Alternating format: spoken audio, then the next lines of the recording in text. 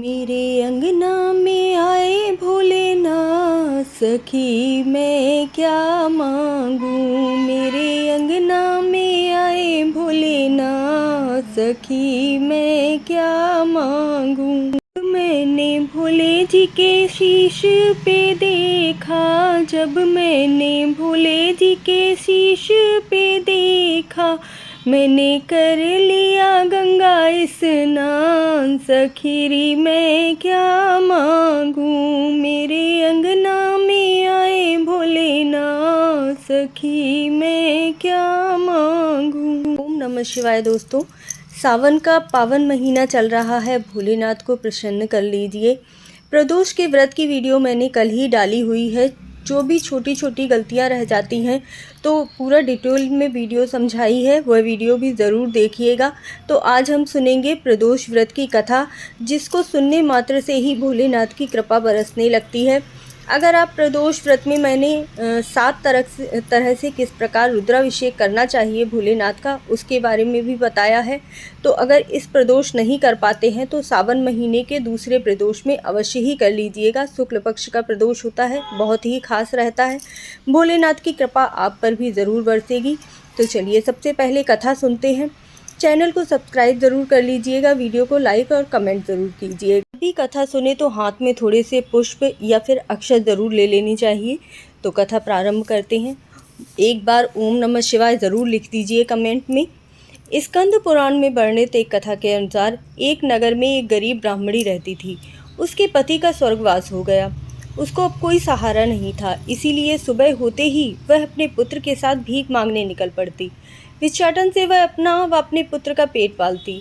एक दिन ब्राह्मणी भिक्षाटन से घर लौट रही थी। एक बालक घायल अवस्था में दिखा। ब्राह्मणी को दया आ गई। वह लड़का विदर्भ देश का राजकुमार था। शत्रु सैनिकों ने उसके राज्य पर आक्रमण कर उसके पिता को बंदी बना लिया था।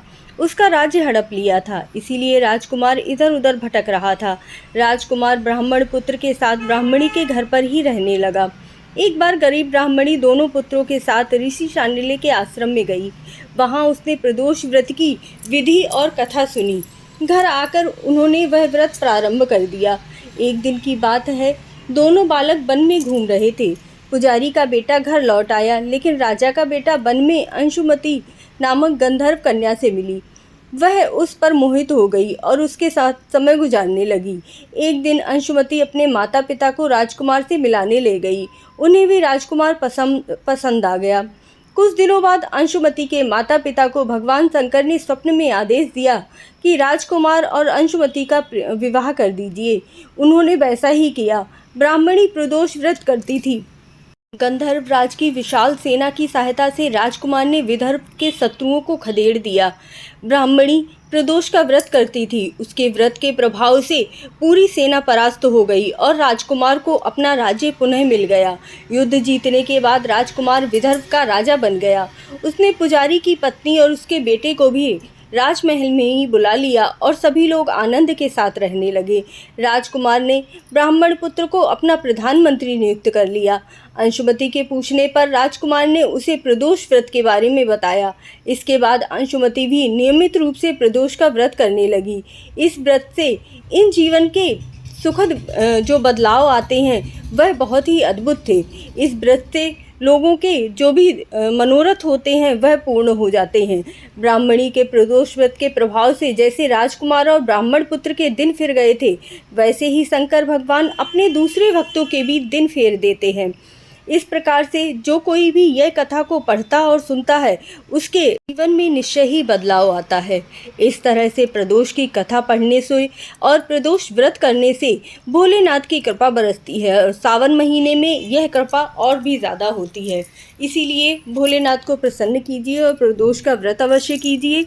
प्रकार से धर्म से जुड़ी हुई बातों को जानने के लिए, धार्मिक कथाओं को सुनने के लिए और छोटी छोटी जो पूजा करते हुए गलतियां हो जाती हैं उनको सुधारने के लिए मेरे चैनल को सब्सक्राइब ज़रूर कर लीजिएगा, मुझसे जुड़े रहिएगा। ओम नमः शिवाय। भोलेनाथ सभी लोगों पर अपनी कृपा बरसाएं।